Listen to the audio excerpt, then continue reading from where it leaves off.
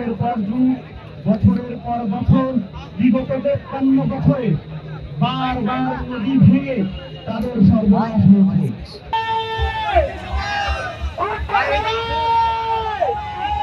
উত্তরবঙ্গ যে একটা আমাদের সুযোগ সুবিধা পাওয়ার কথা ছিল, আমরা এটা কখনোই পাই নাই। তিস্তা মহাপরিকল্পনা করার কথা ছিল, কিন্তু এটাতেও দেখা যাচ্ছে যে আমাদেরকে মূলে ধরানো হচ্ছে।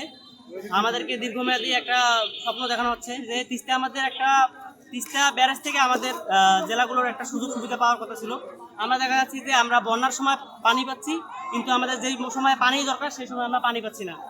তিস্তা মহাপরিকল্পনা সেটা মাত্র ১২,০০০ কোটি টাকার জন্য থেমে আছে, অথচ বাংলাদেশ সরকার মানে কয়েকশো হাজার কোটি টাকার প্রকল্প বাস্তবায়ন করছে, কিন্তু আমরা ১২,০০০ কোটির জন্য প্রায় ২ কোটি মানুষ অসহায় মানে সম্বলহীন হিসেবে বসবাস করছি।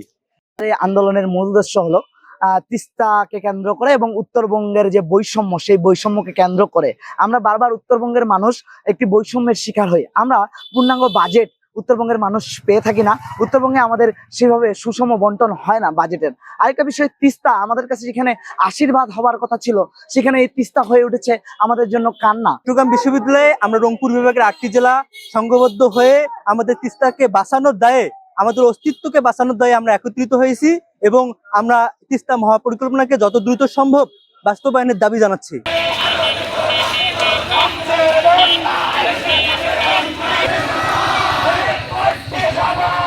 প্রতিনিধি হিসাবে তাদের বিক্ষোভ মিছিলে থেকেছি এবং সেখানে সংহতি জানিয়েছি।